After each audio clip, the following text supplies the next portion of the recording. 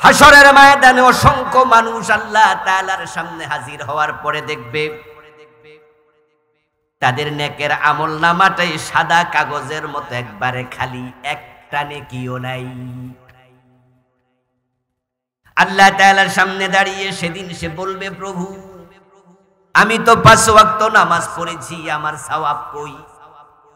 রমাদানে রোজা রেখেছি, হিসাব করে করে আমি যাকাত দিয়েছি, কিন্তু আমার আমলনামা কেন খালি? সওয়াবগুলো কোথায় গেল?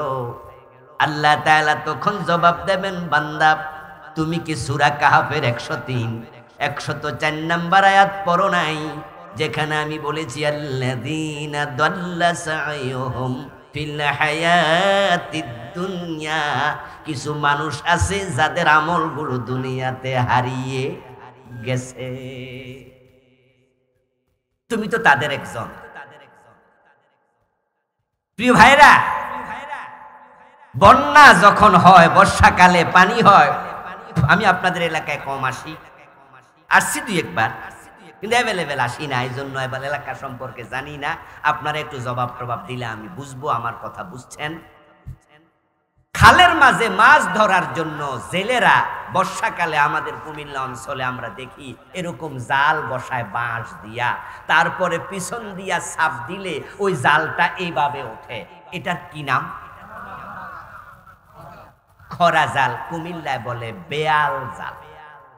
নামের মাঝে একটু পার্থক্য হয়েছে। এই জালে মাছ ধরে ধরে আমরা দেখতাম জেলেরা এই মাছগুলোকে তারা রাখার জন্য একটা বাঁশ দিয়া ছিদ্র ছিদ্র করে একটা পাত্র বানায়, যেটাকে আমাদের কুমিল্লা অঞ্চলে বলে ডুলা। নেত্রকোনা কি বলে?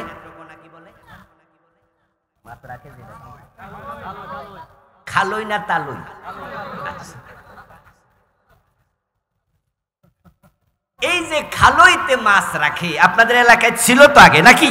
এখন তো বর্ষাও নাই, পানিও নাই, এক সময় ছিল। এখনো আছে নাকি?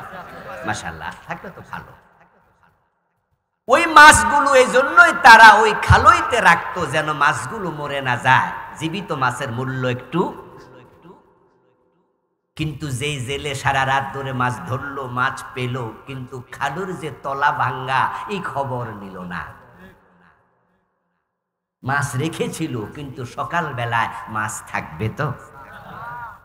খালই তুলবে, দেখবে একটা মাছও নাই।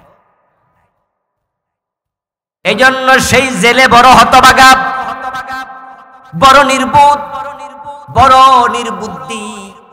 যেই লোকটা খালই তলা আছে কিনা খোঁজ নেয় নাই, শুধু মাছ ধরে ধরে রেখেছে।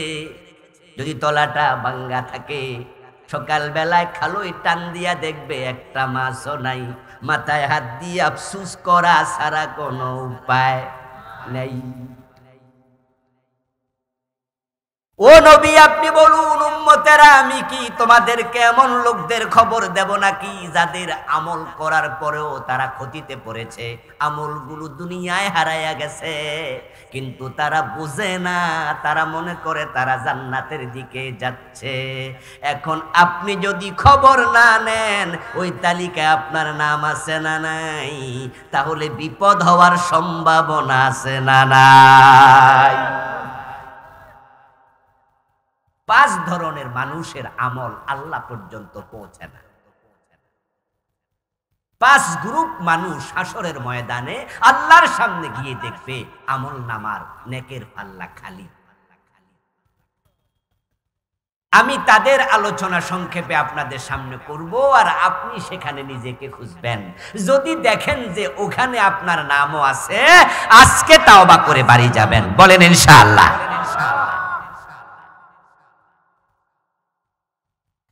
কিন্তু আল্লাহর সামনে যাওয়ার পরে যারা টের পাবে, ওই মানুষগুলো সেদিন আফসোস করবে আর কানবে, আল্লাহ তাআলার কাছে বলবে, ওয়ালাউ আন্না লানা কাররাতান ফানাকুনা মিনাল মুমিনিন।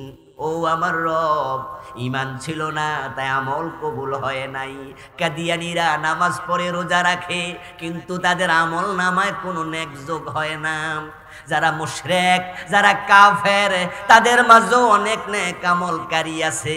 আপনাদের এই বাজারে হিন্দু দোকানদার তার হিন্দু দোকানে যদি কোনো ভিক্ষুক ভিক্ষা করতে যায়, হিন্দু মিয়া কি 10-20 টাকা ভিক্ষা দেয় না?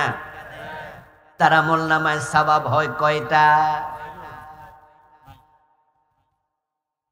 ভিক্ষা দেয়া তো নেক আমল, কিন্তু এই নেক আমল তো তার আমল নামায় যোগ হয় না। কারণ নেক আমল হলো শূন্যের মতো, ঈমান হলো একের মতো। এক যদি না থাকে শূন্যের কোনো দাম নাই। এজন্য ইসলামে ঈমান আগে না আমল আগে? সবাই বলেন, সবাই বলেন, ঈমান আগে না আমল আগে? আগে ঈমান, তারপরে আমল। কাদিয়ানীর ঈমান আছে না নাই? তাই তারা আমল করছে কিন্তু কোনো লাভ নাই। প্রিয় ভাই, মাদার তেরেসার নাম শুনেছেন? ইউরোপের নাগরিক ছিলেন তিনি, বসবাস করতেন ভারতে। হাজার হাজার ইয়াতিমকে মায়ের ভালোবাসা দিয়ে তিনি লালন করেছেন। শত শত ইয়াতিমখানা খুলেছিলেন। তার কর্মের স্বীকৃতি স্বরূপ মাদার তেরেসাকে শান্তিতে নোবেল প্রাইজ দেয়া হয়েছিল। তিনি নোবেলে প্রাপ্ত পুরোটা টাকা এতিমখানায় দিয়ে দিয়েছেন। আপনাদের কাছে আমার জিজ্ঞাসা, যারা জবাব জানেন তারা একটু বলবেন, ইয়াতিম পালন করা কি বদ আমল না নেক আমল? এত বড় নেক আমল রাসূলুল্লাহ সাল্লাল্লাহু আলাইহি সাল্লাম বলেছেন, যে ব্যক্তি ইয়াতিমের মাথায় হাত বুলায়, তার হাত যে চুলগুলোর উপর দিয়ে অতিবাহিত হয়, চলে যায়, বিকুল্লি শাওরাতিন হাসানাতুন। রাসূলুল্লাহ বলেন যে প্রতিটা চুলের বিনিময়ে আল্লাহ অগণিত নেকি তার আমলনামায় লিখতে থাকে। শাওরাতুন এক বছর, হাসানাত বহু বছর। চুল যাবে একটা, নেকি হবে অনেক। যদি ইয়াতিমের মাথায় হাত বুলাইলে এত সওয়াব, ইয়াতিম লালন পালন করলে কত সওয়াব। নবীজি সেটাও বলেছেন, ক্বালা রাসূলুল্লাহি সাল্লাল্লাহু আলাইহি ওয়াসাল্লাম আনা ওয়া কাফিলুল ইয়াতীম কাহাতাইনি ফিল জান্নাহ। নবীজি সাল্লাল্লাহু আলাইহি সাল্লাম বলেন যে একজন ইয়াতিমের যে লালন পালন করবে, ওই লোক এবং আমি নবী মুহাম্মদ পাশাপাশি জান্নাতে থাকব। মাদার তেরেসা কি একজন ইয়াতিম পালছে না শত শত? জান্নাত পাইছে তো। কারণ মাদার তেরেসা ছিলেন মুশরিক, খ্রিস্টান। যারা খ্রিস্টান তারা মুমিন না মুশরিক? ওয়াকালাতিন নাসারাল মাসীহ ইবনুল্লাহ। কোরআন মাজিদ আল্লাহ তাআলা বলেন, খ্রিস্টানদের আকীদা হলো তারা নবী ঈসাকে আল্লাহর ছেলে মনে করে। আল্লাহর ছেলে মেয়ে আছে? লাম ইয়ালিদ ওয়া লাম ইউলাদ ওয়া লাম ইয়াকুল লাহু কুফুয়ান আহাদ। মাদার তেরেসা ইয়াতিম পালল, একটা নেক আমল তার আমল নামায় যোগ হয় নাই, কারণ তার ঈমান নাই। হিন্দু ভদ্রলোক ভিক্ষা দিল, আমল নামায় নেক যোগ হয় নাই, কারণ হিন্দু মিয়ার ঈমান নাই। কাদিয়ানী গুলো নামাজ রোজা করলো, আমল নামায় কোনো নেকি নাই, কারণ কাদিয়ানীদেরও ঈমান নাই। আমার প্রিয় ভাইরা, 5 দল মানুষ ব্যর্থ হবে। তার মাঝে এক দল হলো কাফের, আরেক দল হলো মুশরিক, আরেক দল হলো মুনাফিক। এই 3টি গুণ, বদগুণ, বদস্বভাব যার ভিতরে আছে তার ঈমান নাই, আর যার ঈমান নাই তার আমলের কোনো মূল্য নাই। প্রথম 3 গ্রুপ। কুফরি করলে ঈমান শেষ, শিরিক করলে ঈমান শেষ, নিফাকে ইতিকাদি লালন করলে ঈমান শেষ। এবার আপনাদের কাছে আসবো, বাকি 2 গ্রুপের কাছে পরে যাব। মোট 5 দল। শিরিক করে এমন নামাজি বাংলাদেশে আছে না নাই? শুধু হিন্দুরা মুশরিক না, এই দেশে কত নামাজি মুশরিক, কত হাজি মুশরিক, অভাব নাই। শুধুমাত্র ইহুদি ইহুদি এবং নাস্তিক তাসলিমা নাসরিন একা কাফের না, নামাজ পড়ে কুফরি করে এমন আছে না নাই? নামাজি কাফের আছে। قال رسول الله صلى الله عليه وسلم يأتي على الناس زمان يجتمعون في المساجد ليس فيهم مؤمن। নবীজি বলেছেন যে একটি জামানা আসবে, যেই জামানার মানুষগুলো মসজিদে জামাতে নামাজ পড়বে, অথচ ইমাম মুয়াজ্জিন মুসল্লি একটারও ঈমান থাকবে না, সবগুলো কাফের। قال رسول الله صلى الله عليه وسلم تكون بين الساعة فتن كقطع الليل المظلم। নবীজি ভবিষ্যৎবাণী করছেন কিয়ামতের আগে এমন এক সময় আসবে, যেই সময় সূর্য ডুবে গেলে যেমন অন্ধকার চারদিক থেকে ধেয়ে আসে, কিয়ামতের আগে পৃথিবীর চারদিক থেকে ফিতনা বের হবে। ওই ফিতনার জামানায় ইউসবিহুর রাজুলু মুমিনান ফায়ুমসি কাফিরা, মানুষগুলো সকাল বেলায় মুমিন থাকবে, সন্ধ্যা বেলায় কাফের হয়ে যাবে। এই আমি আমার কোনো কথা বলছি না, হাদিস শোনাচ্ছি আর অনুবাদ করছি। সংক্ষিপ্ত ব্যাখ্যা লাগলে করব, না হয় শুধু অনুবাদ করলে বুঝার জন্য যথেষ্ট। নবীজি বলছে এমন জামানা আসবে জামাতে নামাজ পড়বে একটারও ঈমান থাকবে না। ওই জামানা কি আসবে না এসে গেছে? আমি দেখছি, চোখে এসে গেছে। কত নামাজিকে আমি দেখছি বসতে। প্রিয় ভাইরা, মসজিদে গিয়ে আল্লাহকে সেজদা করে, এই লোকটাই দরবারে যাইয়া পীরের পায়ে সেজদা মারে, এমন নামাজি কি নাই? মসজিদে গিয়ে আল্লাহর কাছে চায়, মাজারে গিয়ে আবার মরা পীরের কাছে, এবং গান গায় কেউ ফিরে না খালি হাতে, খাজা বাবার দরবারে। আলেম মুশরিক দেখেছি আমি, বক্তাকে মুশরিক দেখেছি, যে বক্তা শ্রোতাদেরকে বলছে আল্লাহর ধন রাসূলকে দিয়া আল্লাহ গেছে গায়েব হইয়া। রাসূলের ধন খাজা লইয়া শুইয়া আছে আজমিরে, কেউ ফিরে না খালি হাতে, খাজা তোমার।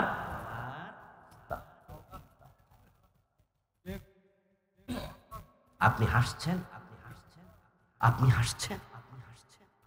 যদি কেউ মনে করে যে আল্লাহ তাআলা, আল্লাহর পাওয়ার, আল্লাহর ক্ষমতা, আল্লাহর খাজানা রাসূলকে দিয়ে আল্লাহ গেছে অবসরে, ঈমান থাকবে না, বেঈমান হয়ে যাবে। আল্লাহর ধন রাসূলকে যদি আল্লাহ দিয়ে দেয়, তাহলে আল্লাহকে রাজ্জাক বলার সুযোগ কি আর থাকে? অথচ রাসূল নিজে চাইতেন কার কাছে? রিজিক দেয়ার মালিক কে? ইজ্জতের মালিক কে?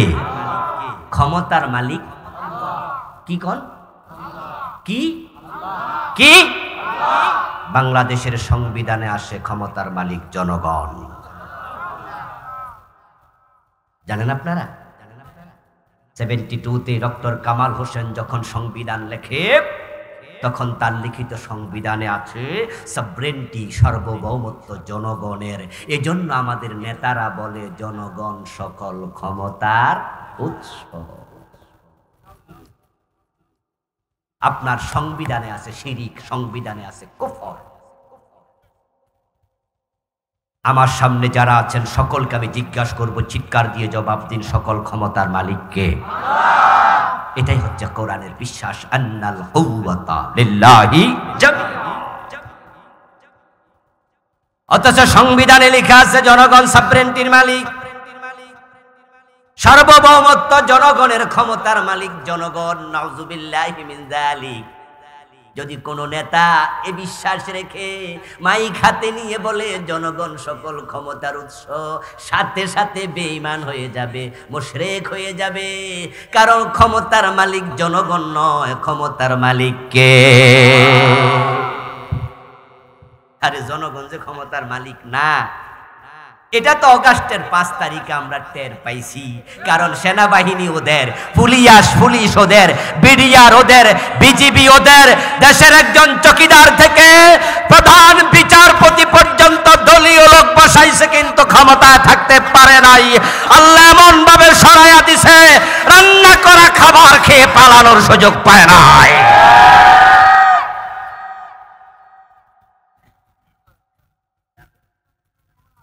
আমার প্রিয় ভাইরা, এমন ভাবে পালাইছিল, উনারা ঘোষণা করছিল ভিশন 2041। মনে আসেনি? 2041। আসমানের মালিক বলে জিনা মাত্র 45 মিনিট। জেনারেল ওয়াকাশ উনি কি আমাদের আত্মীয় না উনার আত্মীয়? উনারা না বোন জামাই? জানেন তো আপনারা? জেনারেল মোস্তাফিজের মাইয়ার জামাই, উনার বোন জামাই। অনেক সিনিয়র অফিসারকে টপকাইয়া তাকে জুনিয়র থেকে প্রধান সেনাপতি বানিয়েছে, সেনাবাহিনীর প্রধান বানিয়েছে। উনার আত্মীয়, উনার নিজের দলের লোক। আর ওই বেটা গিয়ে বলছে, ম্যাডাম 45-41 অন্টন বুঝি না, 45 মিনিটের বেশি আপনাকে প্রোটেকশন দেয়া যাবে না, তাড়াতাড়ি পালিয়ে যান। এমন ভাবে পালিয়ে গেছে, কাপড় চোপড় পর্যন্ত নিতে পারেনি, শুধু গায়ের কাপড়টা গায়ে ছিল। পরে দেখেছি পোলাপান দিয়ে আলমারি খুলে কাপড় বের করেছে।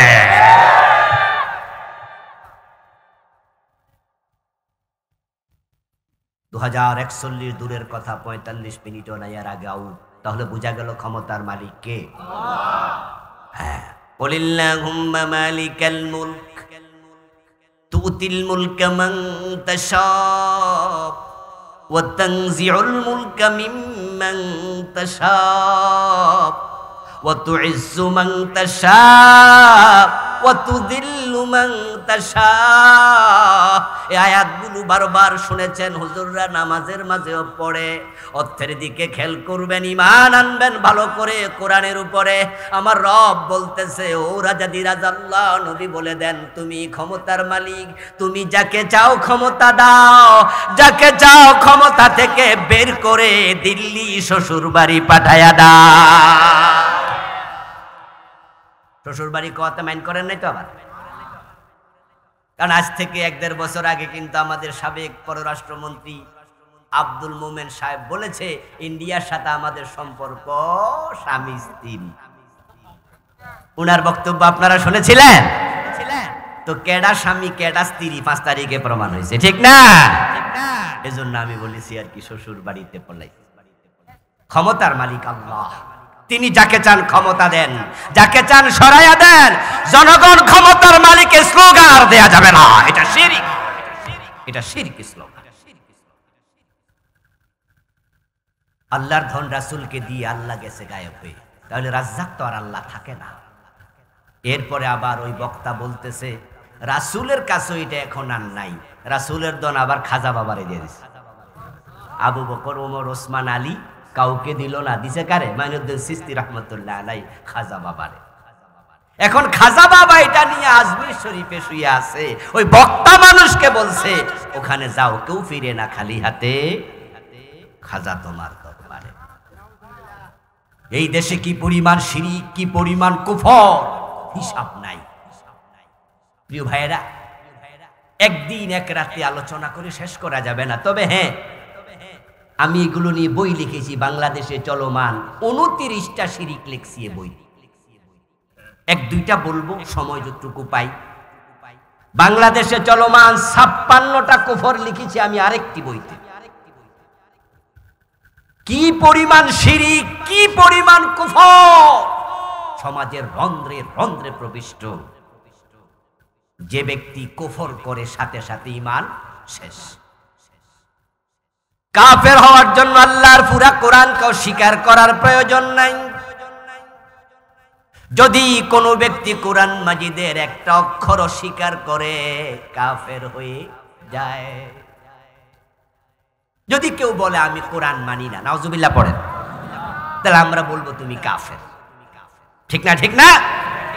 কেউ যদি বলে হুজুর আমি 15 পারা মানি, তা আমরা বলবো তুমি অর্ধেক মুমিন।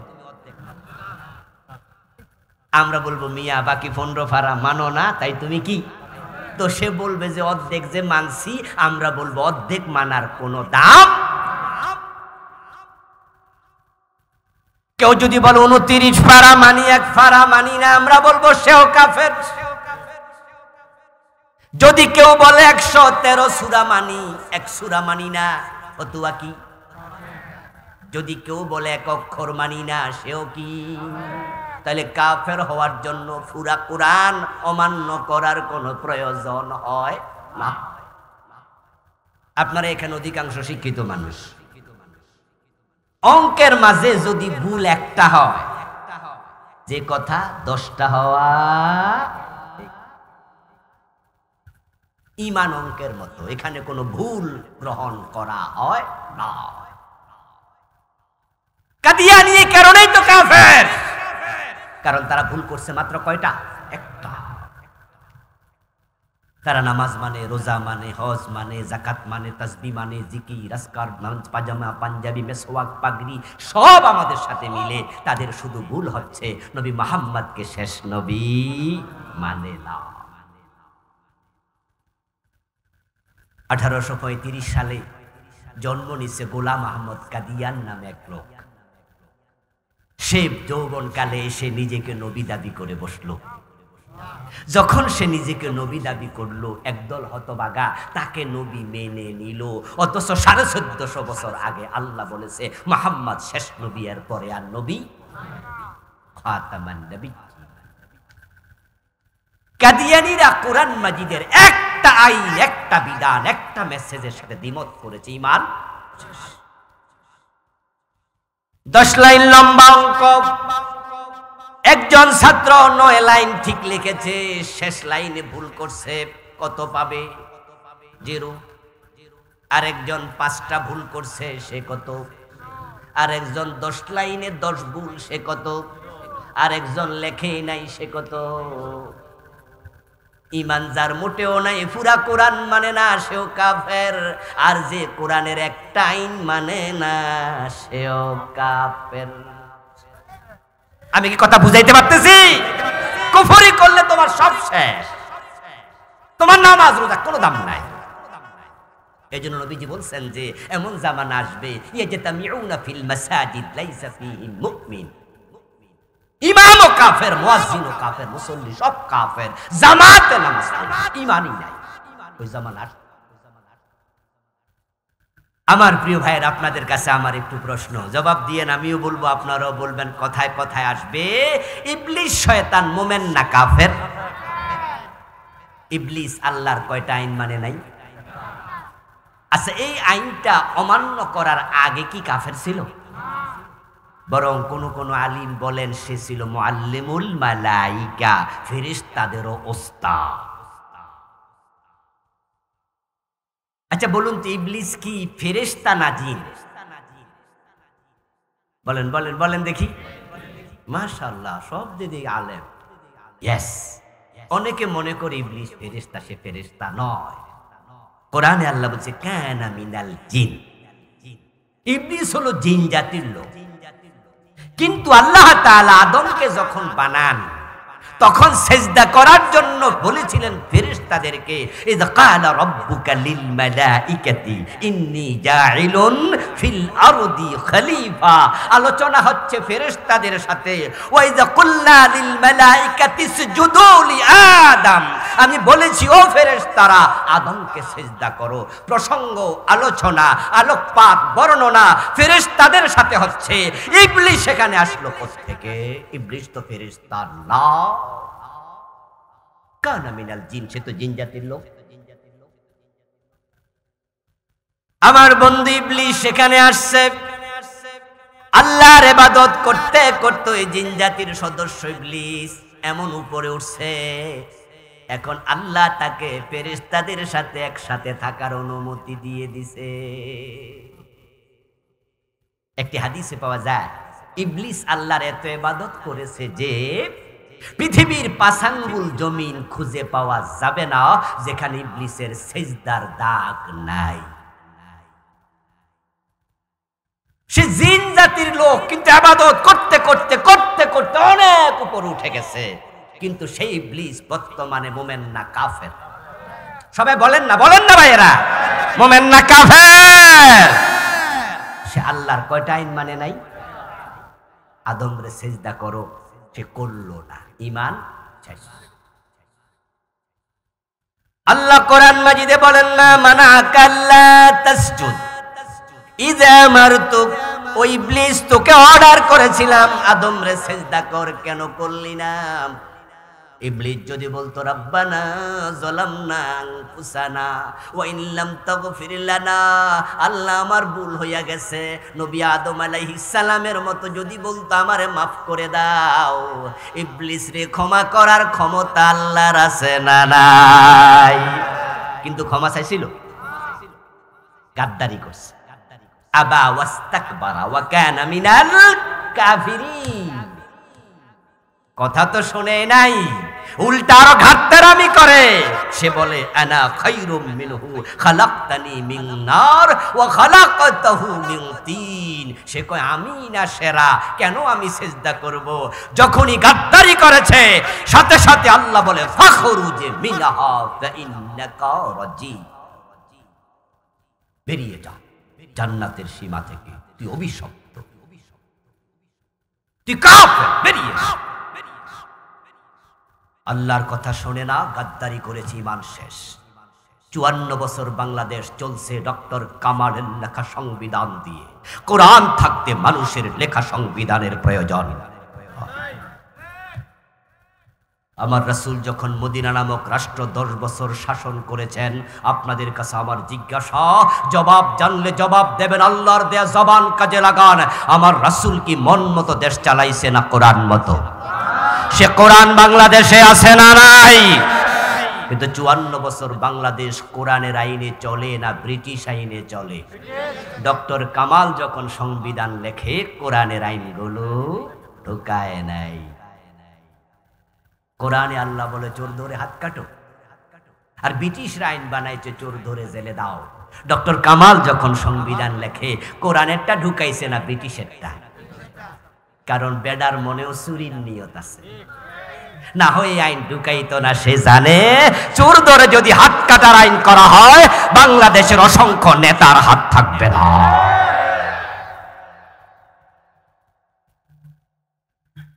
আমার প্রিয় ভাইয়েরা, শয়তান আল্লাহ তাআলার একটা অর্ডার শুনলো না, শয়তানের ঈমান শেষ।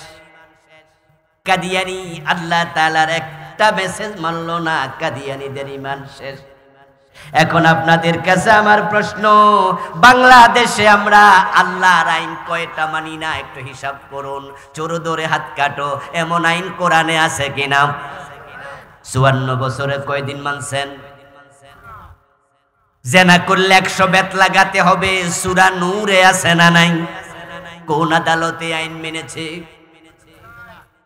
মদ পান করলে 80 বেত লাগাও, এমন আইন হাদিসে আছে না নাই? হযরত ওমর তো নিজের ছেলে মদ পান করেছে, তাকে রেহাই দেন নাই। মদ্যপানের অপরাধে প্রিয় পুত্রকে নিজ করে মেরেছ দৌড়া, মরেছে পুত্র তোমারই চোখের পরে। আমার রাসূল সাল্লাল্লাহু আলাইহি ওয়াসাল্লাম তো বলেছিলেন, আমার মেয়ে ফাতেমা যদি চুরি করে আমি ফাতেমার হাতটাও কাটবই। চোর ধরে হাত কাটা নফল না ফরজ? জোরে বলেন, নফল না ফরজ? জেনা করলে 100 বেত লাগানো, বিবাহিত হলে পাথর মারা, নফল না ফরজ? এই রাষ্ট্রীয় আইনগুলো আমরা কয়দিন মেনেছি? শয়তান মানে নাই কয়টা? জোরে বলেন কয়টা? আমরা মানি নাই কয়টা? তো শয়তান রে ফতুয়া দিলেন সে মুমিন না কাফের? একটা না মাইনা সে কাফের, আপনারা ডজন ডজন বাদ দিয়া খবর কি? কি খবর? قال رسول الله صلى الله عليه وسلم الكيس من دان نفسه وعمل لما بعد الموت। নবীজি সাল্লাল্লাহু আলাইহি ওয়াসাল্লাম বলেন, দুনিয়ার সবচেয়ে সচেতন চালাক মানুষ হলো ওই লোকটা যে নিজেকে নিয়ন্ত্রণ করে, আত্মসমালোচনা করে, নিজের দোষ নিজে খুঁজে সংশোধন করে, সে হলো চালাক মানুষ। এখন আমাদের যে ভুলগুলো আছে সেগুলো সংশোধন দরকার আছে না নাই? কেউ কেউ বলবেন যে হুজুর চোর ধরে হাত কাটা, এরা আমরা অস্বীকার করি না, তো আমরা তো মানি। জেনা করলে পাথর মারো, বিবাহিত লোক অবিবাহিত হলে 100 বেত লাগাও। আমরা তো স্বীকার করি না, আমরা তো ঈমান এনেছি, বিশ্বাস করি, মানি তো। আমি বলবো মানলে 54 বছরে করলা না কেন বিচার মানি তালগাছ? এটা কি মানা হলো? এই দেশ যদি হিন্দুরা চালাতো, এই দেশ যদি খ্রিস্টানরা চালাতো, প্রধানমন্ত্রী হিন্দু, প্রেসিডেন্ট খ্রিস্টান, আইনমন্ত্রী ইহুদি, তাহলে আমরা বলতাম যে আল্লাহর আইন মানার পরিবেশ নাই, শুধু বিশ্বাস পর্যন্ত ঠিক আছে। কিন্তু 54 বছরের সব নেতা মুসলমান, তাহলে আল্লাহর আইন বাদ কেন? এই বাদ যাওয়াই প্রমাণ করে বাস্তবে তোমরা বিশ্বাস করো নাই।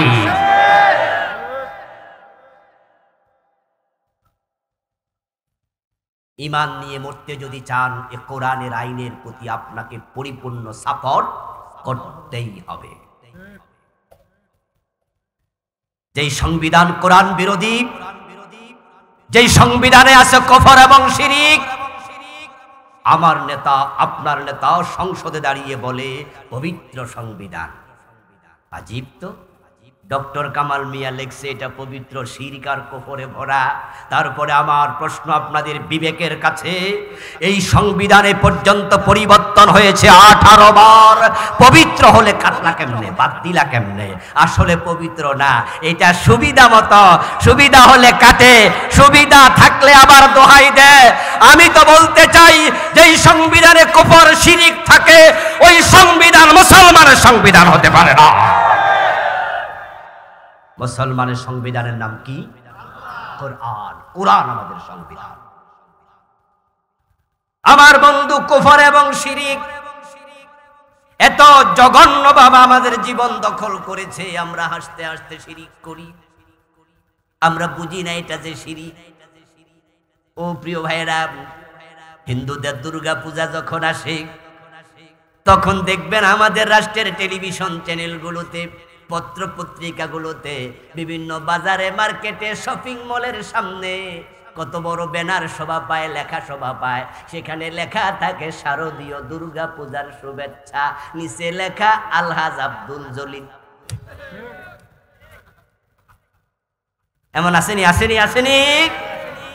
আচ্ছা, দুর্গা পূজা করা জায়েজ না হারাম? ছোট শিরিক না বড় শিরিক?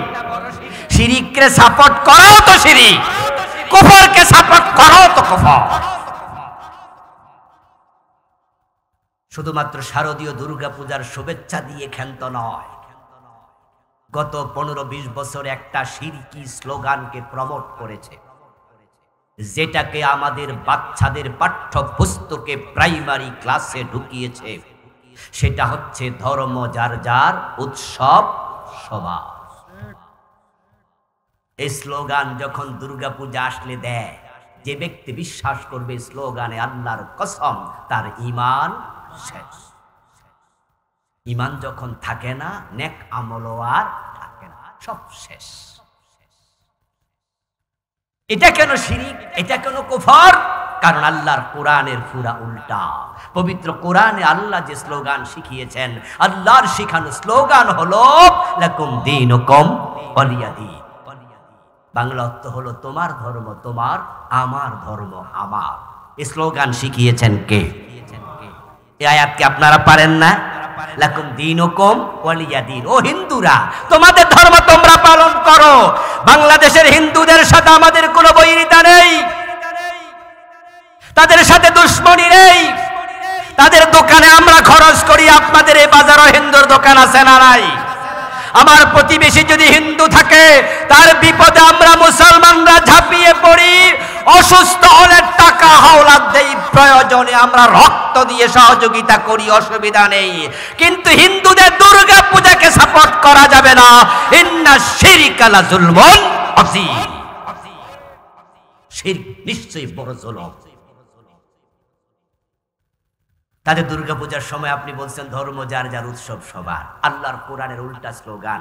আল্লাহ শিখিয়েছে লাকুম দীনুকুম, তোমাদের ধর্ম তোমাদের, ওয়ালিয়া দীন, আমার ধর্ম আমার। আপনারা বলুন তো, এই স্লোগানটা কি ধর্ম যার যার, উৎসব সবার, নাকি ধর্ম যার, উৎসব তার? তোমার ধর্ম তোমার, আমার ধর্ম আমার, দুইটা কি এক না আলাদা? তার স্লোগান কেন হবে এক? গত 15 বছরে এই লোকগুলো যারা বাংলাদেশ শাসন করেছে বিনা ভোটে, জুলুম করে, পায়তারা করে, তারা এই দেশকে হিন্দুত্ববাদীতে তুলে দেওয়ার ষড়যন্ত্র করেছে। তারা মাদ্রাসার বইতে পর্যন্ত মন্দির ঢুকাইছে। আপনারা জানেন কিনা জানি না, 2024-এ দাখিল ক্লাসের বই নেবেন, ক্লাস 6-এ 7 8-এ দাখিল 7 ক্লাস 8 লেখা আছে, দেখবেন সিল সফর মাদ্রাসা বোর্ডের ওই বইয়ের পাতায় দেখবেন হারমোনিয়ামের ছবি, দোতারার ছবি। আমিও একটা কামিল মাদ্রাসার মুহাদ্দিস, এই বই আমি দেখে বলছি, সেখানে ভিতরে মন্দিরের ছবি ঢুকাইছে, বইয়ের কভারে হাফ প্যান্ট পরা মাইয়ার ছবি দিয়ে রাখছে। এই দেশটাকে তারা শেষ করে দিতে চেয়েছে। আমাদের প্রতি আল্লাহর বড় দয়া, অগাস্ট বিপ্লবের মাধ্যমে জালেমদের থেকে আল্লাহ আমাদের মুক্ত করেছেন। তারা সিলেবাসে কুফরি ঢুকিয়ে দিয়েছিল। 2023 সনের জানুয়ারির 1 তারিখে যখন বই উৎসব হলো, বই হাতে আসার পরপরই পত্রপত্রিকায় এবং ফেসবুকে লেখালেখি শুরু হয়ে গেল যে সিলেবাসের মাঝে বিবর্তনবাদ ঢুকাইছে। 2023 জানুয়ারির 1 তারিখে ক্লাসের বইতে ঢুকাইছে, সম্ভবত ক্লাস 7-এর বই, 6-এর বইতে ঢুকিয়েছে মানুষ নাকি বানর ছিল। আপনারা কি শুনেছিলেন? আমরা প্রতিবাদ করি। যখন আলেম ওলামারা চারদিক থেকে প্রতিবাদ শুরু করেছে, তৎকালীন সরকারের শিক্ষামন্ত্রী যিনি ছিলেন দীপু মনি, তিনি কমিটি করেছেন, কমিটিকে বলেছেন এটা আসলে ঢুকাইছে কিনা দেখো। তারা রিপোর্ট করেছে, পরে ওটুকু পড়ানো বাদ দিয়েছে। যদি মানুষ বিশ্বাস করে মানুষের আদি ব্যক্তি বানর ছিল, তাহলে আদমের ব্যাপারে কোরআনের আয়াতগুলো স্বীকার করা হবে। ঈমান শেষ। এটা ছিল ডারউইনের থিওরি। ডারউইন সে গবেষণা করে দেখছে মানুষের সাথে বান্দরের মিল আছে। এই জন্য সে বলছে যে আসলে মানুষ তো মানুষ ছিল না, বান্দর ছিল। তারপরে গাছে গাছে লাপালাপি করতে করতে ধাক্কা খাইয়া লেজ পড়ে গেছে, তারপরে কোনো একদিন হেসকা টান দিয়া খারাইছে আর মানুষ হয়ে গেছে। আল্লামা সাইদি রহমতুল্লাহ আলাই এক মাহফিলে বলেছিলেন যে ডারউইন এই থিওরি লেখার আগে কি পরিমাণ যে গাঁজা খাইছে আল্লাহ জানে, আর যা খাইছিল হয়তো সেটার মেয়াদও ছিল। আচ্ছা, মানুষের চেহারার সাথে বানরের চেহারার মিল আছে কিছুটা, তাই বলে মানুষের পূর্বপুরুষ বানর, তাহলে তো বোয়াল মাছের সাথে পাবদা মাছেরও মিল আছে। তো কেউ যদি বলে যে পাবদা মাছ বোয়াল মাছের পূর্বপুরুষ হইল, যদি মানুষ বানর থাকতো আর সেখান থেকে লেজ পরে 2-1টা মানুষ হঠাৎ করে বান্দর মানুষ হয়ে গেছে, তাহলে বাংলাদেশে এখন বানর নাই? আমাদের ঢাকা চিড়িয়াখানার ভিতরে বান্দর আসেনি, মানুষ হয়েছে কয়টা? আশ্চর্য থিওরি। এই থিওরি নতুন না, ডারউইন দিয়েছে আরো কয়েকশো বছর আগে। ওই পাগলা ডারউইনের থিওরি আমরা শুনেছি, আমরা মানি না। ইউনিভার্সিটি লেভেলে বিবর্তনবাদ পড়ানো হয়, এগুলো নিয়ে আমরা মাথা ঘামাইনি, মাহফিলগুলোতে আমরা বলিও নি, প্রয়োজনও নাই।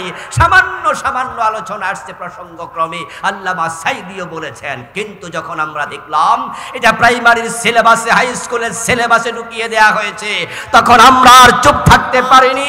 কারণ তারা বাংলাদেশের বাচ্চাগুলোকে কাফের বানানোর ষড়যন্ত্র শুরু করেছে। সিলেবাসে কুফর গ্রহণযোগ্য নয়। হিন্দুরা দুর্গাকে মা বলে, এটা তাদের ব্যাপার, বলুক। ঈসা আলাইহিস সালামকে খ্রিস্টানরা আল্লাহর ছেলে বলে, এটা তাদের ব্যাপার, বলুক। ডারউইন বলে মানুষ বানর ছিল, এটা তার পূর্বপুরুষ, থাকলে সে বলুক। কিন্তু যখন সিলেবাসে এসেছে আমার বাচ্চা আপনার বাচ্চা ধ্যান ধারণা লালন করে কাফের হোক, এটা সহ্য করা যায় না। সরকার এটাই চেয়েছিল, কুফরি ঢুকিয়ে দিয়েছে। 2023 থেমে গেল। 2024 জানুয়ারির 1 তারিখ নতুন করে পাঠ্যপুস্তক হাতে আসলো, ক্লাস 7-এর বইতে ঢুকাইছে শরীফ শরীফ আর গল্পের নামে LGBTQ। কোন পুরুষ যদি নিজের মহিলা মনে করে সে নাকি মহিলা, কোন মহিলা যদি নিজেকে পুরুষ মনে করে সে নাকি পুরুষ, তার দেহ মহিলার মতো, তার মনটা নাকি পুরুষের মতো, এটা নাকি সাপোর্ট করিতে হইবে, এটাই নাকি আইন হবে। তাহলে আল্লাহ যে পুরুষ মহিলা বাড়াইছে, আল্লাহর সিস্টেমের সাথে যুদ্ধ ঘোষণা। পুরুষ বানিয়েছে কে? জোরে বলেন কে? মহিলা বানিয়েছে কে? ওয়াবাসসা মিনহুমা রিজালান কাসীরান ওয়া নিসা। ইসলামে যেখানে পুরুষ নারীর পোশাক পরা নিষিদ্ধ, রাসূল লানত করেছেন সে পুরুষকে যে নারীর বেশ ধরে, লানত করেছেন সেই নারীকে যে পুরুষের বেশ ধারণ করে। যেখানে পুরুষ নারীর বেশ ধারণ করা হারাম, সেখানে কোনো পুরুষ নিজেকে নারী মনে করা আরো জঘন্য হারাম। এটা ২৪-এর সিলেবাসে তারা ঢুকাইছে। তারা ঢুকিয়েছে মন্দির মাদ্রাসার বইতে, হাফ প্যান্ট পরা মেয়ে ঢুকিয়েছে। তারা যদি আরো ক্ষমতা থাকতো বাংলাদেশটাকে হিন্দু রাষ্ট্র বানানোর ষড়যন্ত্র করত। সেদিকে তারা যাচ্ছে। এজন্য আপনারা দেখবেন যে আমাদের দেশে যত শিক্ষা বড় বড় অফিসার আছে প্রায়গুলো হিন্দু ছিল। ইভেন মাদ্রাসা বোর্ডে বড় বড় অফিসারকে হিন্দু বানিয়েছে তারা, মাদ্রাসা বোর্ডে। কুফর কি? কুফর হচ্ছে আল্লাহর কোরআনের সাথে দ্বিমত করা। যে কোনো এক জায়গায় করবেন ঈমান, আল্লাহর সামনে হাজির হওয়ার পরে হয়তো আপনি জানবেন না আপনি কুফর করেছেন। ওই যে নেতা বলে ধর্ম যার যার উৎসব সবার, হিন্দুরা খুশি হয়, তারা কিছু ভোট দেয়। নেতা বলে মাইক হাতে নিয়ে জনগণ সকল ক্ষমতার উৎস, জনগণ খুশি হইয়া ভোট দেয়। কিন্তু এই কথা যে ঈমান যায় তিনি এটা জানে না। আপনারা আছেন আমার সামনে যারা বসা, রাস্তা দিয়ে হেঁটে যাচ্ছেন, দেখলেন যে এক বান্দরওয়ালা বসে আছে, কবুতরওয়ালা বসে আছে, টিয়া ফাঁকি নিয়ে কিছু খাম নিয়ে বসে আছে। একটা পইতা পড়া ভদ্রলোক যাচ্ছে আর ওর কাছে হাত বাড়িয়ে দিয়ে আপনি বলছেন চাচা দেখেন তো আমার খবর কি। পত্রিকা অর্ধেক ৫ পৃষ্ঠা জুড়ে মেসেজ আসছে, নিউজ আসছে, ইত্তেফাক পত্রিকা সহ বিভিন্ন পত্রিকায় রাশি ফল সেখানে লেখা আছে যারা তুলা রাশি আগামী সপ্তাহ ভালো যাবে। আপনি বিশ্বাস করলেন, ওই বেটা হাত দেখে বলল সামনের সপ্তাহ ভালো যাবে। পত্রিকায় আসলো তুলা রাশিওয়ালা সামনের সপ্তাহ ভালো যাবে। ওই যে টিয়া ফাঁকিওয়ালা তার কাছে খাম আছে, খামের ভিতরে লেখা আছে আপনার তাকদীর। আপনি বিশ্বাস করছেন সামনে কি হবে? আল্লাহর কসম ১ সেকেন্ড পরে কি হবে যদি মানুষ বলে বিশ্বাস করে ঈমান শেষ। কারণ গায়েবের মালিক কে? আমার বন্ধু আপনি ভাবছেন সামনে কি হবে, সে যা বলে তাই ঠিক। বসুন্ধরা শপিং মলে বাবা লিটন দেয়ান বসে আছে, অতীত ভবিষ্যৎ ভূতপূর্ব তিনি সব জানেন। নাউজুবিল্লাহ। আমার প্রিয় ভাইয়েরা, মা তার সন্তানকে পরামর্শ যে বাবা মালয়েশিয়া যাবি, পাসপোর্ট জমা দিবি ভিসাওয়ালার কাছে ভিসা দেওয়ার জন্য। ভিসা যদি না লাগে টাকাও পাবি না, পাসপোর্টও ফিরে দেয় কিনা সন্দেহ। এর সে ভালো যায় একটু ঢাকা, ভিসা লাগবে কিনা জেনে আয়। সন্তান ভিসা লাগবে কিনা জানার জন্য চলে যায় ঢাকা। বসুন্ধরা শপিং মলে বাবা লিটন দেওয়ান, কত দেওয়ান বসে আছে, বলে দে তোমার ভিসা লাগবে। অথচ গত ১০-১২ বছরের ভিতরে বসুন্ধরাতে আগুন লাগছে ৩ বার, বেটার দোকানের খবরই। নিজের মার্কেট পুড়ে গেল সে জানে না, আর আপনার ভিসার খবর নাকি সে জানে। আশ্চর্য। আল্লামা সাইদি রাহমাহুল্লাহ মাহফিল কুমিল্লায় বলেছিলেন, ছাত্র জীবনে শুনেছি, উনি বলছে কোন গণক ঠাকুর যদি আপনার বাড়িতে এসে আপনার হাতের রেখা দেখে বলে আগামী মাসে ফাড়া আছে, ১৩১৩ টাকা দিলে ফাড়া কেটে দেব, টাকা না দিয়া গালের মাঝে কষাইয়া একটা থাপ্পড় মেরে দেবেন। রেগে গেলে বলবেন ভাইজান রাগেন কেন, আমার ১ মাস পরে বিপদ আছে টের পাইলেন, সকালবেলায় বাড়িতে থাপ্পড় খাবেন, নিজেরটা টের পান নাই। ৩১৩ টাকা দিলে যদি আমার ফাড়া আপনি কাটতে পারেন, আমার থাপ্পড় খাওয়ার ফাড়া এটা না কেটে আমার বাড়িতে আসছেন, দোষ কি আমার? দোষ তো আপনার। আমার বন্ধু শিরিক করলে ঈমান যায়, কুফর করলে ঈমান যায়। অনেকে বসে আছেন আমার সামনে, মনে মনে ভাবেন যে হুজুর পীরের পায়ে সেজদা দেই না, গণের কথা বিশ্বাস করি না, জনগণ ক্ষমতার উৎস মানি না, তা আমার তো শিরিক নাই। আমি বলবো হ্যাঁ দোস্ত, আমি জানি না কার কোন শিরিক কোন জায়গায় ঢুকেছে। যে এলাকায় মাজার আছে ভণ্ড পীরের মাজার, ওই এলাকার শিরিকের বাজার মিলে গেছে। মাজারে মানত করা শিরিক, মাজারে মানত করা শিরিক। মানত একটা ইবাদত, আর ইবাদত হবে শুধু কার? ইবাদত আল্লাহর। মানত যদি করেন শুধু আল্লাহর জন্য, কোন মাজারের জন্য না। অথচ শাহজালাল, শাহপরান রহমতুল্লাহি আলাইহিমা উনাদের মতো বড় বড় আল্লাহর ওলি, তাদের দরবারেও মানত। শাহপরানের দরবারে, মাজারে, শাহজালালের মাজারে গিয়ে দেখবেন মোমবাতির অভাব নাই। যে মোমবাতি গুলা কি আসমান থেকে নাজিল হইছে? কারা দিছে? আপনারা, আমাদের কোনো ভাই বোন। এলাকার মাজার গুলোতে গিয়ে দেখবেন মোমবাতির অভাব নাই। ব্রাহ্মণবাড়িয়াতে আছে খরমপুর, নাম শুনছেন নি? মাহফিল করতে গিয়েছি, আর পাশ দিয়ে হেঁটে যাচ্ছি গাড়ি নিয়ে, ড্রাইভারকে বললাম ঢোকো। ড্রাইভার ঢুকলো, আমি একটু ঘুরে দেখলাম। আমি গত বছর ওখানে গিয়া দেখি যে মাটি গর্ত কইরা টাকা রাখার জন্য গামলা বানাইছে। গরুরে আপনাদের এলাকায় ভাতের মার খাওয়ায় না, ওইটার জন্য কি বানায়? সারি বানায় না, গামলা বানায়। এরকম বিশাল গাড়ি, এত জোরে সারি, এত বড় গামলা বানাইছে, এর উপরে রড দিয়া সাল বানাইছে। এটার ভিতরে মানুষ দাঁড়াইলে তার মাথা সহ ডুবে যাবে। জিজ্ঞাসা করলাম, ভাই এটাতে কি কাজ? বলো, হুজুর উরুষের সময় প্রতিদিনই একবার, দুইবার, তিনবার টাকা ভইরা যায়, মানুষ মানত করছে। ইবাদত হবে আল্লাহর, মানত হবে আল্লাহর, কোনো মাজারের নামে না। মাজারে মানত করা শিরিক, মাজারে চাওয়া শিরিক, মাজারে সেজদা করা শিরিক। যে ব্যক্তি মসজিদে গিয়ে আল্লাহকে সেজদা করলো, মাজারে গিয়ে ফিরকে সেজদা করলো, ঈমান চলে গেল। মসজিদে গিয়ে দাঁড়ায় দাঁড়ায় আল্লাহর কাছে বলে, আল্লাহ আমি তোমার কাছে চাই, ইয়াকা না'বুদু ওয়া ইয়াকা নাস্তাঈন। বিয়ে করেছে প্রথম 2 বছর 3 বছর বাচ্চা নেয় না, তারপরে এবার বাচ্চা নিতে চায়, বাচ্চা হয় না। মার কাছে দোয়া চায়, বাবার কাছে চায়, আত্মীয় স্বজনের কাছে চায়, চলে যায় 4 বছর হুজুরের কাছে বলে, তারপরে এবার এখানে সেখানে দৌড়াদৌড়ি করে, এক পর্যায়ে 10 বছর 12 বছরেও বাচ্চা হয় না। মন খারাপ, হায় রে আমি বুঝি বাবা ডাক শুনবো না, মেয়েটার মন খারাপ, আমি মা ডাক শুনতে পাবো না। ডাক্তার রিপোর্ট দিয়েছে, কোনো প্রবলেম পাওয়া যায় নাই। অফিসে মুখ গোমরা করে বসে আছে। কলিগ পিঠে থাপ্পড় দিয়া বলে, ভাইজান কি খবর, মন খারাপ কেন? বলে, ভাই তোমার ভাবি গত রাতে ঘুমায় নাই, কানতে কানতে সারা রাত কাবার করেছে। ডাক্তার বলেছে কোনো দোষে পাওয়া যায় না, সেভাবে মা ডাক বুঝে শুনবে না, আমার মনটা বড্ড খারাপ।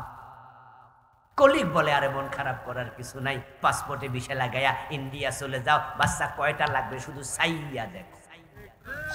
আরে বলেন কি, ইন্ডিয়া গেলে বাচ্চা পাওয়া যায়? বলে, ইন্ডিয়া যাওয়ার যদি ভিসা না দেয়, পাসপোর্ট না থাকে, তাহলে চলে যাও বাইজিদ বোস্তামির ওখানে, পাশে দেখবা গাছ আছে, গাছের মাঝে সুতা বানলে বাচ্চা হবে। আস্তাগফিরুল্লাহ আযীম। বাচ্চার জন্য গাছে সুতা বানতে চলে যায় বাইজিদ বোস্তামির ওখানে। এমন হতবাগা বাংলাদেশে আছে না নাই? বাচ্চা চাওয়ার জন্য চলে গেছে, পাসপোর্টে ভিসা লাগাইয়া ইন্ডিয়া। খাজা বাবার দরবারে মাইনুদ্দিন চিশতি রাহমাতুল্লাহি আলাইহি, তাকে আমরা ভালোবাসি, আমরা তাকে শ্রদ্ধা করি। তিনি যদি আজকের দিনে জীবিত থাকতেন, যারা উনার কাছে ছেলে মেয়ে চাইতেছে, তাদের সকলের গালে থাপ্পড় মারতেন। উনার সামনে দাঁড়ায়, বাবা আমার একটা ছেলে দাও, বাবা আমার একটা মেয়ে দাও। তুমি যে সন্তান চাইলা, সাথে সাথে ঈমান শেষ, কারণ সন্তান দেয়ার মালিক একমাত্র কে? সেখানে চাইল। যাওয়ার কিছুক্ষণ পর এই লোকটাই যোহরের আযান হলো, মসজিদে ঢুকলো, নামাজে দাঁড়িয়ে বলছে, ইয়াকা না'বুদু ওয়া ইয়াকা নাস্তাঈন। আল্লাহ আমি শুধু তোমার কাছে চাই, আমি তোমার কাছে প্রার্থনা করি, তোমার ইবাদত করি। আরশের মালিক বলে, মিথ্যু, শুধু আমার কাছে চাইলে এই 10 মিনিট আগে খাজার কাছে হতে চাইলি। আসলে শিরিকটা কি? শিরিক হচ্ছে যাহা শুধু আল্লাহর জন্য নির্দিষ্ট, তাতে অন্যকে শামিল করা। সেজদার মালিক আল্লাহ, এটা ইবাদত, অন্যকে দিলেন ঈমান শেষ। সন্তান দেয়ার মালিক শুধু আল্লাহ, অন্যের কাছে চাইলেন ঈমান শেষ। মানত ইবাদত, অন্যের নামে করলেন, ঈমান শেষ। এবার চিৎকার দিয়া বলুন তো, আইনের মালিক কে? আইনের মালিক কে? আলা লাহুল খালকু ওয়াল আমর ইনিল হুকমু ইল্লা লিল্লাহ। আল্লাহ বলছে সাবধান, সৃষ্টি যার, আইন চলবে শুধু তার। আল্লাহ ছাড়া কারো আইন চলতে পারে না। অন্যকে সেজদা দিলে যেমন শিরিক হয়, আল্লাহ ছাড়া অন্যের আইন মেনে নিল শিরিক হয়। এই 54 বছরে যারা আল্লাহর আইনে দেশ চালায় নাই, তাদেরকে যারা সাপোর্ট করেন তারাও শিরিকের মাঝেই আছেন। আমার আজকের আলোচনা শুনেই মনে মনে ভাবার কোনো কারণ নাই যে ইসলামী রাষ্ট্র মনে হয়ে গেল। হুজুর যেভাবে ওয়াজ করছে, আজকের মাহফিল আমরা কয়েক হাজার লোক আছি, আমরা যদি একমত হয়ে যাই তাহলে মনে হয় ইসলামী রাষ্ট্র হয়ে যাবে। এত সোজা না। ইসলামী রাষ্ট্র হওয়ার জন্য সময় লাগে, বুঝ লাগে, পরিবর্তন আসার জন্য মেকানিজম লাগে। কবে ইসলামী রাষ্ট্র হবে আমরা জানি না, তবে হ্যাঁ, ইসলামী রাষ্ট্র হোক আর না হোক, আমি আজ থেকে আল্লাহর আইনের পক্ষে আসবো। এমনও হতে পারে কালকে মৃত্যু হবে, বেঈমান হয়ে মরতে চাই না।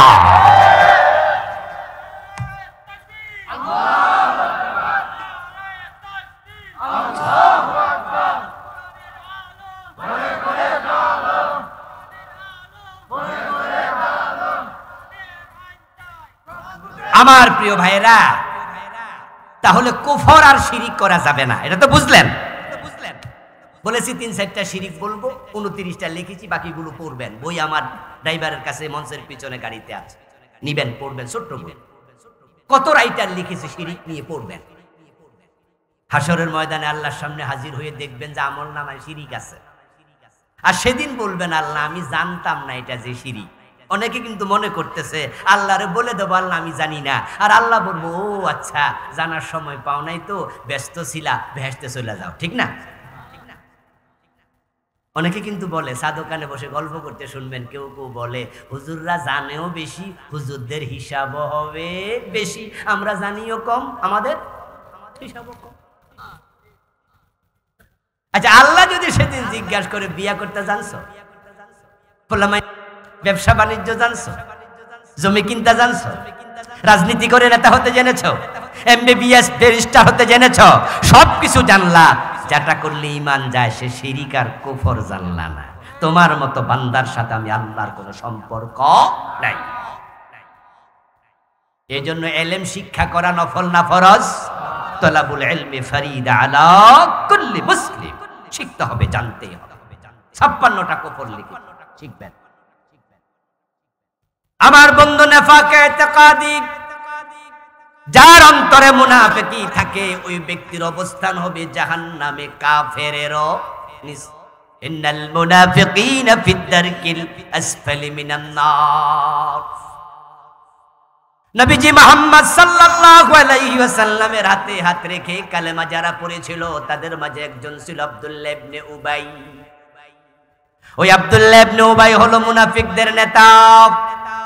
সে আব্দুল্লাহ ইবনে উবাই যখন মারা যায়, আমার রাসূল নিজে তার জানাজার নামাজের ইমামতি করেছেন, এবং তার জানাজার নামাজের পরে তার ছেলে বলল, ইয়া রাসূলুল্লাহ, আমার বাবা তো ভালো মানুষ না, কবরে রাখার সাথে সাথে আযাব শুরু হয়ে যেতে পারে, যদি আপনার গায়ের জামাটা দিতেন, আপনার জামাটা পেঁচাইয়া কবরে রাখতাম, আপনার জামার ওসিলায় যদি আল্লাহ কবরের আযাব মাফ করে।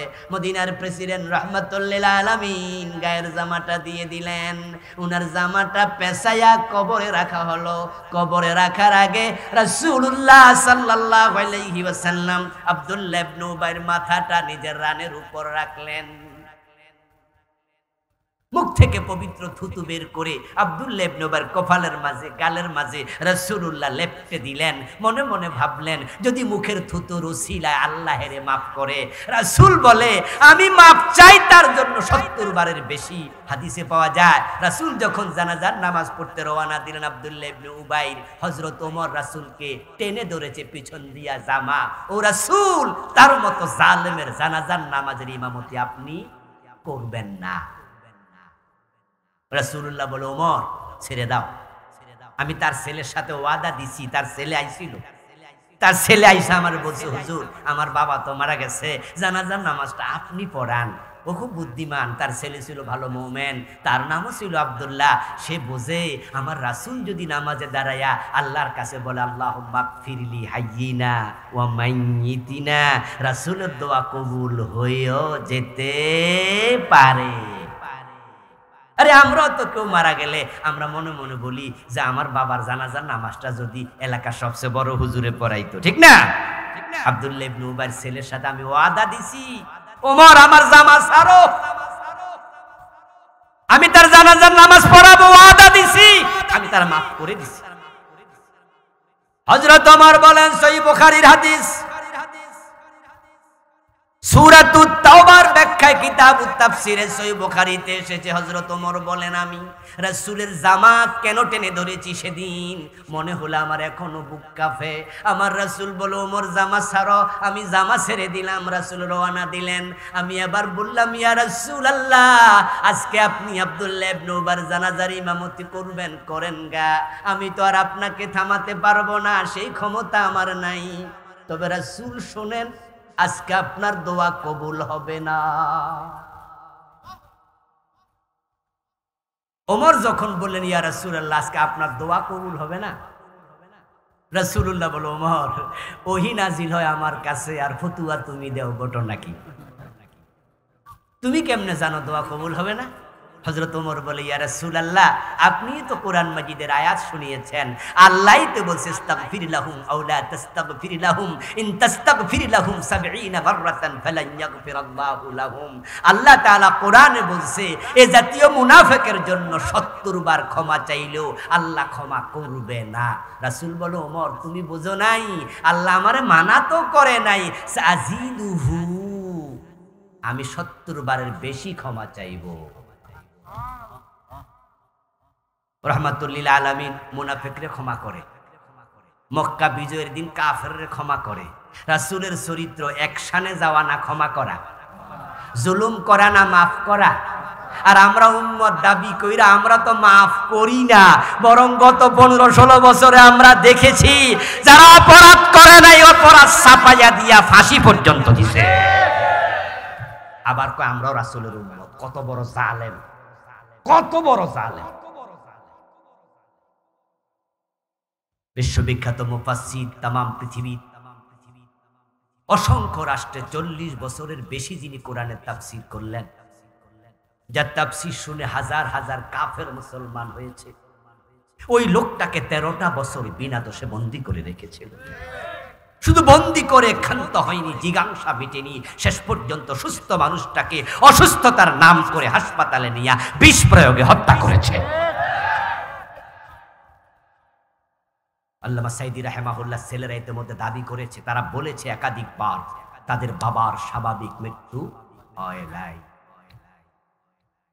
কি জুলুম করেছে আলেম ওলামাদের উপরে, ক্ষমা তো করেই নাই, জুলুম করেছে। মামুনুল হক ভাইকে ধরে নিয়া নিজের বউ দিয়া দর্শনের মামলা করেছে। কি জুলুম করেছে! আমার রাসূলের চরিত্র ক্ষমা করা আর তাদের চরিত্র জুলুম করা। তবে চূড়ান্ত কথা হচ্ছে ইন্নাহু লা ইউহিব্বুজ জালিমুন, জালিমিন, আল্লাহ জালেমদেরকে পছন্দ করে না। ইন্নাহু লা ইউফলিহুজ জালিমুন, কোরআনে আল্লাহ বলেছে নিশ্চয়ই জালেমরা কখনো সফল হয় না। আলহামদুলিল্লাহ, আগে তো কোরআন পড়েছি, আগে কোরআন বুঝেছি, আগে কোরআন থেকে শুনেছি, 5 তারিখে কোরআনের আয়াত নিজের চোখে বাস্তবায়ন দেখেছি। আল্লাহ জালেমদেরকে বেজ্জতি করে দেয়। আল্লাহর নবী চলে গেলেন, জানাজার নামাজ পড়ালেন, রানের উপরে মাথা রেখে থুতু মেখে তারপরে কবরে রাখলেন। আব্দুল্লাহ ইবনে উবার কবর সমান করে দেয়া হলো। জিবরিল আমিন হাজির হয়ে গেলেন। আল্লাহ তাআলা সূরাতুত তাওবার একটি আয়াত নাজিল করে দিলেন, যেখানে আল্লাহ তাআলা বলেন ওয়ালা তুসাল্লি আলা আহাদিম মিনহুম মাতা আবাদা ওয়ালা তাকুম আলা কবরিহি ইন্নাহুম কাফারু বিল্লাহ। নাউযুবিল্লাহ পড়েন। ও নবী, এই মুনাফিকের কবরের পাশে আর আসবেন না, জানাজার নামাজ আর পড়াবেন না, দোয়া কইরা লাভ নাই, কোনো দোয়া কবুল হবে না, কারণ তাদের ঈমান নাই। এই নিফাক ইতিকাদি, আমি আমার ইমান কুফর বই নামে একটি বই লিখেছি, আমি মোট 7টা বই লিখেছি আলহামদুলিল্লাহ। এই বইটাও এখানে আছে।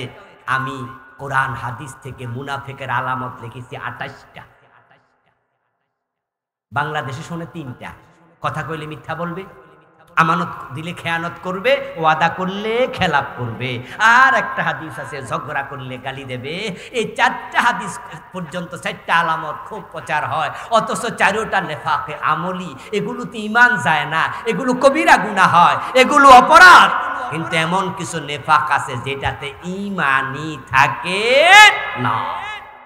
তার মাঝে একটা হচ্ছে জিহাদ অপছন্দ করা, চরম মুনাফিকি। গত 15 বছরে জিহাদের ওয়াজ করার কোনো পরিবেশ ছিল? বরং জিহাদের কথা যে আলোচক আলোচনা করেছে, যে খতিব মসজিদে বলেছে, যে বক্তা মাহফিলে বলেছে, তাকে জঙ্গিবাদের মামলা দেওয়া হয়েছে। ওয়াইদা উনজিলাত সূরাতুম মুহকামা ওয়া যুকিরা ফিহাল কিতাল রাআইতাল্লাযীনা ফী কুলুবিহিম মারাদুন ইয়ানজুরুনা ইলাইকা নাযারাল মাকশিয়্যি আলাইহি মিনাল মাউত। আল্লাহ কোরআন মাজিদে বলেন, ও নবী, যখনই জিহাদের আয়াত নাজিল হয়, লড়াই করো, কিতাল করো, আয়াত যখন আসে, যাদের অন্তরে মুনাফিকি আছে, রোগ আছে, দেখবেন জিহাদের কথা শুনলে চেহারা কালো হয়ে গেছে। জিহাদের কথা শুনলে চেহারা কালো হয়ে যায়। এমন 2-4 জন আলেম ওলামা পীর বুজুর্গ আছে না নাই? যেই হুজুর জিহাদের ওয়াজ করে, ইঙ্গিত দিয়া কয় এই হুজুর মনে হয় কোন দল। আরে ভাই, রাস্তার পাশ দিয়ে যাচ্ছে, গাড়িতে করে, পাশে মাহফিল, 3-4 জন যাত্রী প্রাইভেট কারে বসে আছে। একজন বলতেছে, রে ভাই, গাড়ির গ্লাসটা একটু নামাই দেছে, হুজুর কি ওয়াজ করে একটু দেখি, শুনি না, একটু গাড়ি যাইতে যাইতে শুনি। ওই ড্রাইভার সাহেব, গতিটা একটু কমাও তো, হুজুরের ওয়াজ 2-1 মিনিট যা পারি শুনিয়া লই গাড়ি বইয়া বইয়া। এর মাঝেই হুজুরের জিহাদ সংক্রান্ত আলোচনা কানে আসছে। লগের জন কয়, আরে মিয়া, গ্লাস তুলালা, বুঝা লাইছি হুজুর কোন দল। নামাজের ওয়াজ শুনলে দল খোঁজে না, রোজার ওয়াজ শুনলে দল খোঁজে না, কিন্তু জিহাদের ওয়াজ শুনলে দল মনে আসে। অথচ নামাজের কথা কোরআনে আছে 80 বারের কম বেশি, রোজার কথা আছে মাত্র 3-4 বার, হজের কথা আছে মাত্র 4-5 বার, কিন্তু জিহাদের কথা আছে ডাইরেক্ট ইনডিরেক্ট 500 বার। আমার রাসূল জীবনে হজ করেছেন একটা, আর জিহাদ করেছেন 27 যুদ্ধে সেনাপতি হয়ে 27টা। রাসূল সাল্লাল্লাহু আলাইহি সাল্লামের একজন সাহাবী খুঁজে পাওয়া যাবে না যিনি সামর্থ্যবান অথচ যুদ্ধের মাঠে যায় নাই, এমন একজন সাহাবীও নাই। বরং রাসূলের মেয়ে ফাতেমাতুজ জাহরা রাদিয়াল্লাহু তাআলা আনহা মহিলা মানুষ, উনিও যুদ্ধের মাঠে গেছে। রাসূলের ফুফি সাফিয়া বিনতে আব্দুল মুত্তালিব রাদিয়াল্লাহু তাআলা আনহা খায়বারের যুদ্ধে গিয়েছে এবং যুদ্ধে তিনি এক ইহুদিকে নিজ হাতে হত্যা করেছেন। মহিলা সাহাবীরা, রাসূলের একজন অন্ধ সাহাবী ছিল, নাম ছিল আব্দুল্লাহ ইবনে উম্মে মাকতুম রাদিয়াল্লাহু তাআলা আনহু। ওই আব্দুল্লাহ ইবনে উম্মে মাকতুম যুদ্ধের মাঠে শহীদ হয়েছে।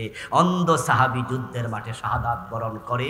হযরত ওমর যখন খলিফা, গজওয়ায়ে কাদেসিয়াতে যখন যুদ্ধ মুজাহিদ পাঠাচ্ছেন যুদ্ধে, আব্দুল্লাহ ইবনে হযরতে আব্দুল্লাহ ইবনে উম্মে মাকতুম রাদিয়াল্লাহু তাআলা আনহু হযরত ওমরের কাছে গিয়ে বলে, আমিরুল মুমিনিন, দরখাস্ত নিয়ে এসেছি, আজকে ফিরানো যাবে না। হযরত ওমর বলে, আব্দুল্লাহ, কি দরখাস্ত? বলে, রাসূল আমাকে যুদ্ধে নেয়নি, আমার চোখ নাই, আমাকে মদিনার মসজিদের ইমামতির দায়িত্ব দিয়ে রাসূল চলে যেতেন যুদ্ধে। কত সতীর্থ শহীদ হয়ে জান্নাতে চলে গেছে, আমি তো জান্নাত পাইনি। কত সতীর্থ আমল ভর্তি করে সওয়াব নিয়ে মদিনায় ফিরে এসে যুদ্ধের মাঠ থেকে, আমি তো সেটাও পারিনি। আমি আর বাড়িতে থাকবো না, গজওয়ায়ে কাদেসিয়াত আমাকে পাঠাতেই হবে। অন্ধ সাহাবী যুদ্ধে যাওয়ার জন্য পাগল পাড়া। যুদ্ধের মাঠে গেলে গরম গরম জিলাপি পাওয়া যায়, ঠিক না? হালুয়া রুটি পাওয়া যায়। উনি বুঝে না যুদ্ধের মাঠে গেলে কি হয়, চোখ চলে যায়, হাত চলে যায়, জীবন চলে যায়। হযরত ওমর জিজ্ঞাসা করে, আব্দুল্লাহ, তুমি যে যুদ্ধে যাওয়ার জন্য আমার কাছে দরখাস্ত নিয়ে এসেছো, আমার প্রশ্নের জবাব দাও। তুমি তো অন্ধ মানুষ, যুদ্ধে গিয়ে কি করবা সেটা বলো। আব্দুল্লাহ ইবনে উম্মে মাকতুম রাদিয়াল্লাহু তাআলা আনহু বলে, আমিরুল মুমিনিন, আমি জানি এই প্রশ্ন আপনি আমাকে করবেন, জবাব তৈরি করে এসেছি। আমি অন্ধ মানুষ, যুদ্ধের মাঠে গিয়ে তলোয়ার হাতে নিয়ে যুদ্ধ করতে পারবো না, এটা আমি জানি। কিন্তু যদি কালেমার পতাকা আমার হাতে দেন, আমি ওয়াদা দিলাম 2 হাতে উঁচু করে তুলে রাখবো, মৃত্যু পর্যন্ত মাটিতে পড়তে দেব না।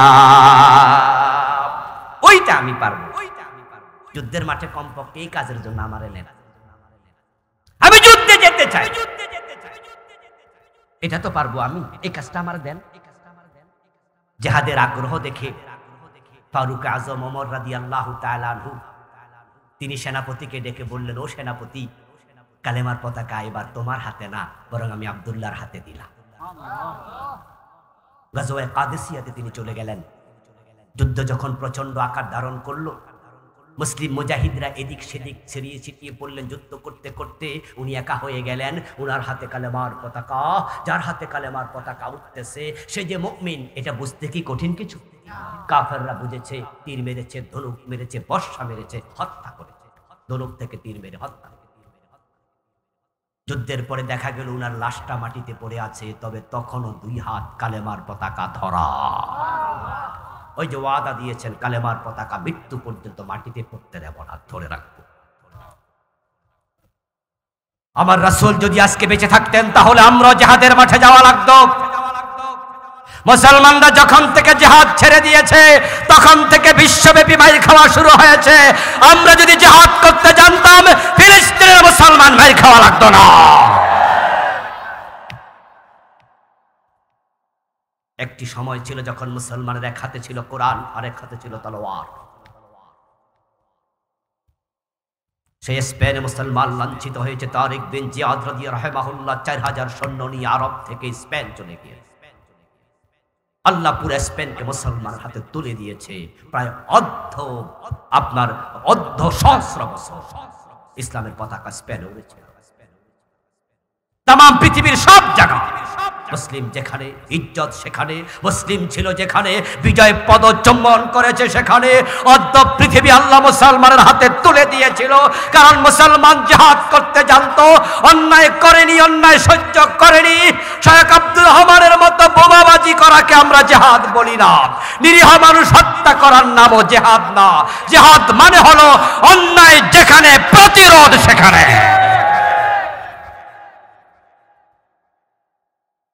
ফিলিস্তিনের মুসলমান কেন মাইর খাবে? 200 কোটি মুসলমান নাকে তেল দিয়ে কেন ঘুমাচ্ছে? পাকিস্তানের কাছে পরমাণু অস্ত্র আছে, তুরস্কের কাছে প্রশিক্ষিত সৈন্য আছে, সৌদি আরব, কাতার, দুবাইয়ের কাছে কোটি কোটি ডলার আছে, 250 কোটি মুসলমান আছে। যদি আজকে 57টি মুসলিম রাষ্ট্র ওআইসির সম্মেলন ডেকে একটা হুঙ্কার দিয়ে বলতো যে আমরা ফিলিস্তিনের পক্ষে আছি, আমার বিশ্বাস যুদ্ধ একদিনে বন্ধ হয়ে যেত। কিন্তু কথা বলেছে, সবাই চুপ করে আছে। যারা জিহাদ পছন্দ করে না, তারা ঈমান নিয়ে মরার সম্ভাবনা কম। قال رسول الله صلى الله عليه وسلم من لم يغزو ولم يحدث به نفسه فمات على شعبة من النفاق। নবীজি সাল্লাল্লাহু আলাইহি সাল্লাম বলেছেন, যে ব্যক্তি জিহাদ করেনি এবং জিহাদ করার জন্য মনের সাথে কথা বলেনি, নিজের অন্তরকে প্রস্তুত করেনি, সে মুনাফিকের শাখার উপর মৃত্যুবরণ করবে। নবী ঈসা এসে যাচ্ছে, বেশি দিন বাকি নেই। ফিলিস্তিনের বর্বরচিত হামলা এ জুলুম প্রমাণ করছে পৃথিবী ধ্বংসের দিকে এগিয়ে যাচ্ছে। বেশি দিন হয়তো বাকি নেই, হয়তো আমরাই নবী ঈসাকে দেখে যেতে পারি, অথবা আমার সন্তান অথবা তার সন্তান। কবে আসে জানা যায় না। আসমান থেকে তিনি একা নামবেন। ইমাম মাহদী আলাইহিস সালাম মুজাহিদদেরকে সাথে নিয়ে দামেস্কের একটি মসজিদে অপেক্ষা করতে থাকবেন। মুজাহিদ বাহিনী একসাথ হয়ে দাজ্জালের বিরুদ্ধে জিহাদ করবে। ওই জিহাদের ডাক যদি এসে যায়, নবী ঈসার সাথে শামিল হওয়া লাগবে, ইমাম মাহদীর সাথে যোগ দেওয়া লাগবে। এখন থেকে জিহাদের প্রস্তুতি নেওয়া দরকার।